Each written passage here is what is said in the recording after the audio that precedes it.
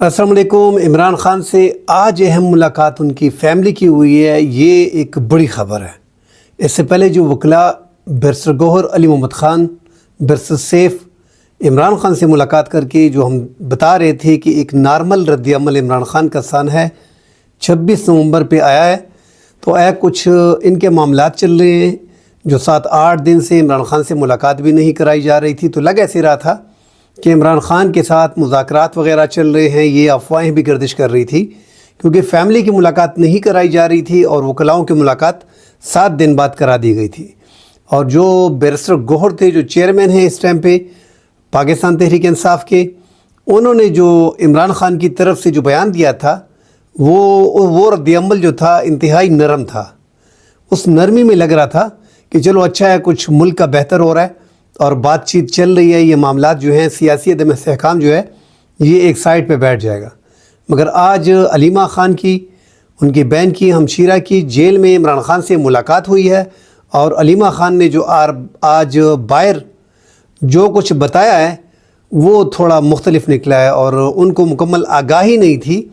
उन्होंने क्या है कि इमरान खान ने कहा है कि मुझे बैरिस्टर गौहर को या तो मुकम्मल आगाही नहीं थी कि जो हलाकतें और दो शहादतें हुई हैं उस हवाले से, और अलीमा ख़ान और उनकी फ़ैमिली मेम्बर ने 14 शहादतें जो हैं वो इमरान खान को कन्फर्म की। इमरान खान ने कहा है कि हम ये ऐसा नहीं छोड़ेंगे कि हम ये भूलने वाली चीज़ है नहीं। एक तो ये सख्त अल्फाज इस्तेमाल किए कि यहया खान की बी टीम जो है, 2 नंबर टीम जो यहया खान की है, वो हमारे ऊपर मुसल्लत है और इसको हम ऐसे नहीं छोड़ेंगे।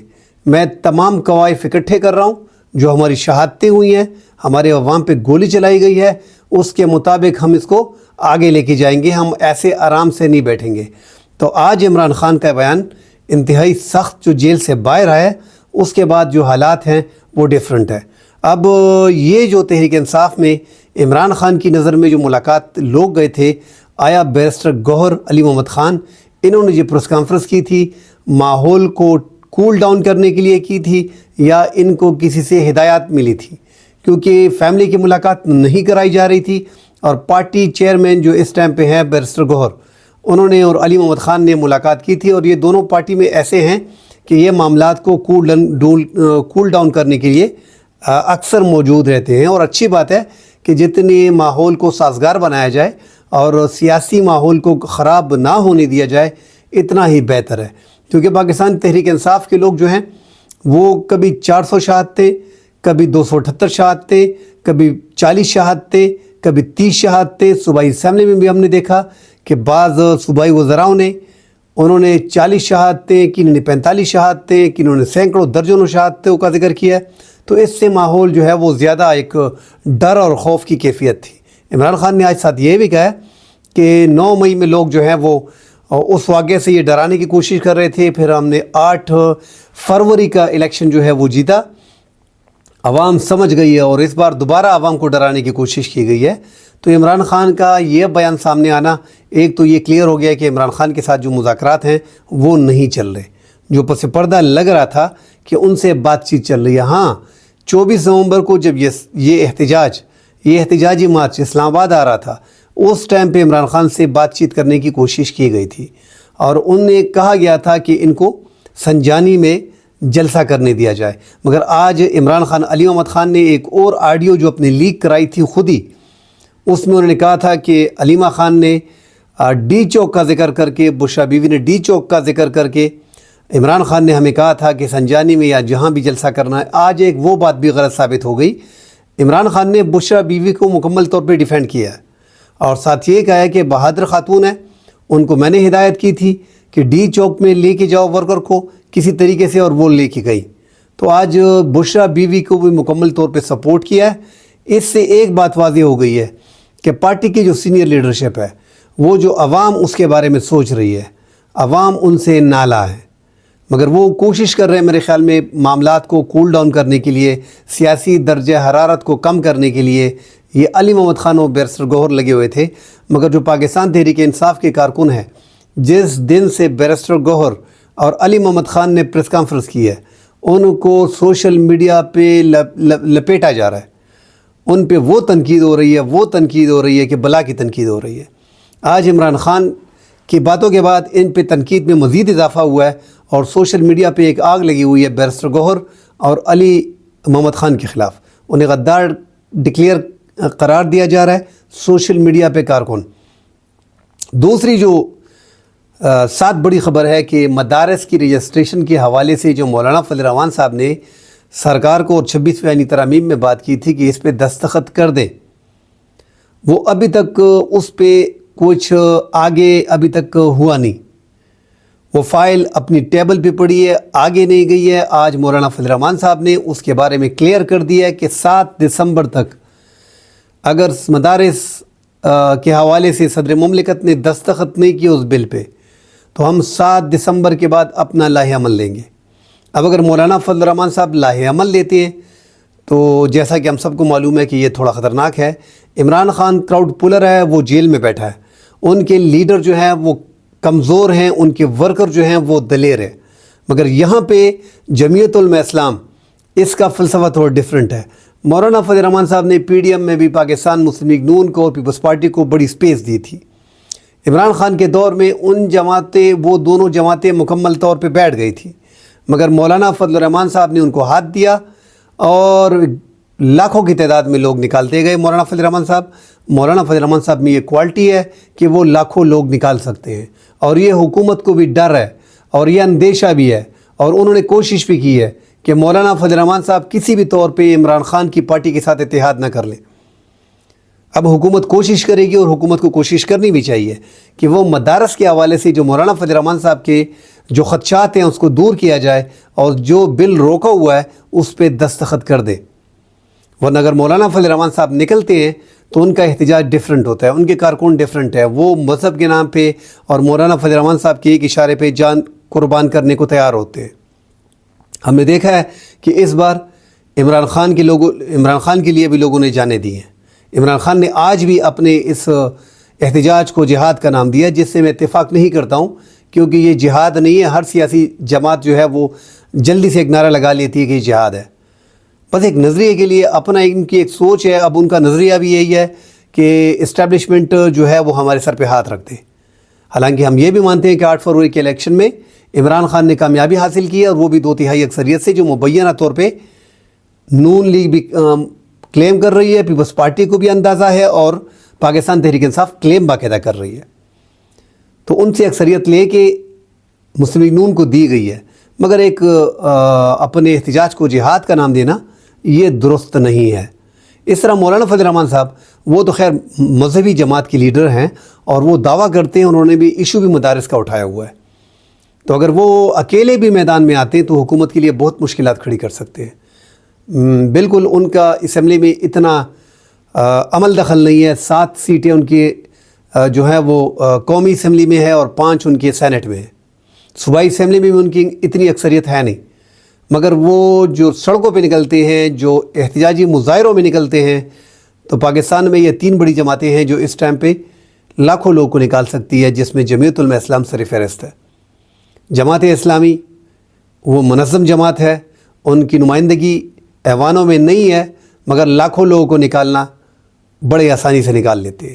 اور اس بار تو ان کا لیڈر جو ہے حافظ نعیم الرحمان، وہ ایک نئی قیادت ہے، اور لوگ اس کو پسند کر رہے ہیں، اور وہ لگ ایسے رہا ہے کہ جو 10 سال سراج الحق نے جس ٹائم پہ وہ سربراہ تھے، جماعت اسلامی کے امیر تھے، انہوں نے جو پارٹی کا پٹھا بیٹھا دیا تھا، یہاں پہ حافظ نعیم الرحمان نے چند ہی مہینوں میں جماعت اسلامی کو اٹھا دیا۔ ہم نے ان کے مظاہرے بھی دیکھے ہیں، ہم نے ان کو لوگ بھی دیکھے ہیں، اور ان کے لوگ بھی ان کے لیے جان دینے کو تیار ہیں۔ تو پاکستان میں یہ 3 جماعتیں ایسی ہیں جن کے ورکر نکلتے ہیں اور پارٹی کے لیے جان دینے سے گریز نہیں کرتے۔ تو مولانا فضل الرحمان صاحب کے ساتھ اگر ٹسل لینی ہے، اگر آپ اپنے مدارس کے بل پہ سائن نہیں کرنا ہے، اور اس نے احتجاج کا اعلان کر دیا، تو حکومت کو کافی مشکلات لینے کے دینے پڑ جائیں گے، اور اگر وہ پاکستان تحریک انصاف کے ساتھ اکٹھے ہو گئے تو معاملات اور بھی خراب ہو سکتے ہیں۔ اس کے علاوہ جو بڑی خبر ہے کہ پاکستان تحریک انصاف کے خلاف پنجاب اور پنڈی اور اسلام آباد کی پولیس اس دن جو افسران اہلکار جو کانسٹیبل وغیرہ غیر حاضر تھے، جو احتجاج پی ٹی آئی کے احتجاج پہ لاٹھی چارج نہیں کرنا چاہ رہے تھے، یا وہ انکاری تھے یا وہ شامل نہیں ہو رہے تھے اس دن غیر حاضر تھے، ان سب کو برخاست کیا جا رہا ہے۔ 26 اہلکاروں کو ٹارگٹ کیا گیا ہے، ان کا ڈیٹا اکٹھا کیا گیا ہے، جس میں ایک انسپیکٹر اور باقی حوالدار اور کانسٹیبلز ہیں۔ تو اس پہ بھی ایکشن لیا جا رہا ہے کیونکہ وہ اس دن احتجاج کے لیے نہیں آئے تھے، مطلب بہانہ بنایا تھا یا بیمار تھے، جو بھی تھا، مگر حکومت نے کہا تھا کہ کوئی حلیہ بہانہ نہیں چلے گا۔ مریم نواز نے ایک بار پھر، ایک تو وفاقی حکومت نے پرسوں جو ہے وہ آرمی چیف کی موجودگی میں پاکستان تحریک انصاف کو فتنہ قرار دیا تھا۔ آج مریم نواز جو پنجاب کی وزیر اعلیٰ ہے، انہوں نے پاکستان تحریک انصاف کو دہشت گرد جماعت اور پاکستان سے تحریک انصاف کو ختم کرنے کا اعادہ کیا ہے۔ تو یہ انتہائی خطرناک بیان ہے جو پرسوں وزیر اعظم صاحب نے دیا تھا، ان کے پارٹی ممبران دے رہے ہیں، آج پنجاب کی وزیر اعلیٰ نے دیا ہے۔ تو ایک بڑی جماعت کو جنہوں نے 8 فروری کے انتخابات میں کھل کے آج جو اب تخت پہ بیٹھے ہیں، تو یہ تخت 8 فروری کو پی ٹی آئی نہیں جیتا تھا۔ آپ اگر پنجاب کی بات آج کرتے ہیں کہ پنجاب سے صفایا ہو گیا، تو پنجاب میں آج الیکشن کر لیں، جو لگ رہا ہے، جو تجزیہ ہم دے رہے ہیں، جو لوگ ہم دیکھ رہے ہیں، جو پاپولیرٹی پاکستان تحریک انصاف کی دیکھ رہے ہیں، تو وہ آج بھی پنجاب کی مقبول ترین جماعت ہے، وہ آج بھی پختونخوا کی مقبول ترین جماعت ہے، وہ آج بھی سندھ میں ایگزسٹ کرتی ہے، وہ آج بھی بلوچستان میں ایگزسٹ کرتی ہے۔ تو اتنا خطرناک بیان ایک پارٹی کے خلاف دشمنی میں اس حد تک نہیں جانا چاہیے۔ لگا ایسے رہا ہے کہ حکومت پاکستان تحریک انصاف کو بین کرنا چاہ رہی ہے اور اسے دہشت گرد جماعت ڈکلیئر کرنا چاہ رہی ہے۔ اس کے لیے جو انہوں نے 26ویں آئینی ترامیم پاس کی ہے، اس میں آئینی بینچ کا سربراہ بھی اپنی پسند کا جسٹس امین الدین کو لگایا ہے، 4 نمبر جج کو اٹھا کے لگا دیا تھا۔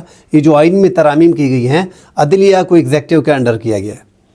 سپریم کورٹ میں بھی اس طرح 3 نمبر کے جج کو اٹھا کے جسٹس یحییٰ آفریدی کو چیف جسٹس بنایا گیا اور 2 سینئر ججوں کو سپرسیڈ کیا گیا، جسٹس منصور علی شاہ اور جسٹس منیب اختر کو۔ تو پورا عدلیہ کا نظام جو ہے وہ اس ٹائم پہ ایگزیکٹو کے انڈر ہے، مطلب حکومت کے انڈر ہے۔ جو بھی جج جو بھی بینچ لگانا چاہے، کوئی بھی کیس کسی بھی عدالت میں کسی بھی بینچ میں لگانا چاہے، وہ اس ٹائم پہ حکومت کے ہاتھ میں بڑی آسانی سے جوڈیشل کمیٹی میں ان کی اکثریت ہے، تو وہ آسانی سے سب کچھ کر سکتے۔ جو نیا قانون بنایا گیا ہے، اب عمران خان نے بھی جو نعرہ لگایا تھا، جو احتجاج کرنے کا پلان تھا کہ ایک تو ہمارا مینڈیٹ ہمیں دیا جائے، 26ویں آئینی ترامیم کو واپس کیا جائے اور ہمارے کارکنوں کو رہا کیا جائے، یہ مطالبات ان کے تھے، وہ ڈکلیئر ہو گئے ہیں دہشت گرد، وہ ڈکلیئر ہو گئے ہیں کہ وہ فتنہ ہے اور اس کو پاکستان سے ختم کرنا چاہیے۔ تو میرے خیال میں دشمنی میں یہ سیاست ہے، سیاست میں دشمنی کی حد تک نہیں جانا چاہیے۔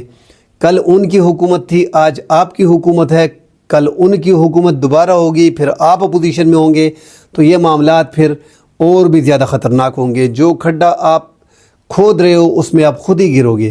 عمران خان نے جو کھڈا کھودا تھا اس میں وہ خود گرا ہے۔ جو ہائیبریڈ نظام شروعات میں اسٹیبلشمنٹ کو بڑا رول دینے میں عمران خان 2018 میں پیش تھے، اس میں کوئی شک نہیں ہے کہ عمران خان 2018 کے الیکشن میں مقبول ترین جماعت تھے۔ 2013 کے الیکشن میں عمران خان کی مقبولیت سامنے آ چکی تھی، 2018 میں انہوں نے ثابت کیا تھا، مگر ان کے پاس سادہ اکثریت نہیں تھی کہ وہ اپنی حکومت بنا لیتے۔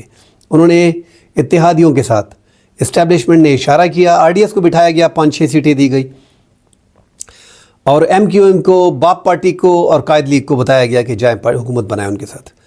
اور ہم نے ان کی حکومت میں دیکھا بھی کہ جنرل باجوہ اور جنرل فیض نے تقریباً حکومت کا پورا کنٹرول ان کے ساتھ تھا۔ اب یہاں پہ بھی 8 فروری کے انتخابات میں پورا کنٹرول جو ہے وہ تقریباً اسٹیبلشمنٹ کے ہاتھ میں، اس حکومت کے ہاتھ میں کچھ بھی نہیں ہے۔ اب یہاں پہ تھوڑا ڈیفرنٹ ہے کہ یہاں پہ ان کو بتا دیا گیا ہے کہ آپ کی 17 یا 27 سیٹیں ہیں، ہم آپ کو حکومت دے رہے ہیں، یہ ہائیبریڈ نظام ہوگا، یہ اس طرح چلے گا، یہ وزیر داخلہ ہوگا، یہ فلاں وزیر ہوگا، پرانے آئی جی کو جو نگران سیٹ اپ میں تھے پنجاب کو، ان کو نہیں ہٹایا جائے گا، اور جو 9 مئی کے واقعات میں جو ڈی آئی جی زخمی ہوئے تھے جن کو آئی جی اسلام آباد بنایا گیا، وہ آئی جی اسلام آباد ہوں گے۔ تو یہ سارے فیصلے اوپر سے ہو رہے ہیں، اس حکومت کا اتنا عمل دخل نہیں ہے، مگر حالات کو کنٹرول کرنا چاہیے۔ ملک میں سیاسی عدم استحکام قائم ہے، مگر ایسے سیاسی عدم استحکام ہے اس ٹائم پہ، امن قائم نہیں ہے، امن کا بڑا مسئلہ ہے، وہاں پہ سیاسی عدم استحکام بھی بڑا مسئلہ ہے۔ تو معیشت ملک کی سٹاک ایکسچینج کا یہ بولنے کہ بہت آگے جا رہی ہے، 1 لاکھ عبور کر گئی ہے، 1 لاکھ پہ بند ہو گیا، اچھی بات ہے، ہم سارے اس پہ خوش ہیں، مگر عوام ہم دیکھ رہے ہیں کہ سونے کی قیمتیں بڑھ رہی ہیں، تیل کی قیمتیں بڑھ رہی ہیں، مہنگائی ملک میں بڑھ رہی ہے۔ یہ فائدہ عوام کو ہونا چاہیے، عوام کو فائدہ نہیں ہو رہا۔ 1 ارب ڈالر کی 2 ارب ڈالر کے لیے ہم جو ہے اور ہماری اسٹیبلشمنٹ جو ہے وہ دوست ممالک کے پاس جا کے پیسے مانگتی ہے. ہم سے 55 سال پہلے بنگلہ دیش ایک بھائی ہے جو ہم سے آزاد ہوا تھا، ان کے ریزرو میں ابھی 74 ارب ڈالر پڑے ہوئے ہیں، مگر ہم 2 ارب اور 1 ارب ڈالر کے لیے ادھر ادھر مارے پھر رہے.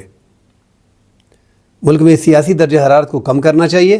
امن و امان جو پختونخوا میں اور بلوچستان میں اس ٹائم پہ انتہائی خراب ہے اور دہشت گردی کا ایک ماحول بنا ہوا ہے، اس پہ فوکس کرنا چاہیے. سیاسی جماعتوں کو APC بلانی چاہیے. اگر قومی حکومت بنتی ہے، اگر یہی حکومت کو آگے چلانا ہے، عمران خان کو بھی نرمی دکھانی ہوگی، باقی اسٹیبلشمنٹ کو بھی تھوڑا نرم ہونا پڑے گا، تبھی یہ ملک آگے جائے گا، ورنہ یہ ملک بڑا پیچھے چلا جائے گا. کل انشاءاللہ مزید اگلے پروگرام میں حاضر ہوتے ہیں. اللہ حافظ.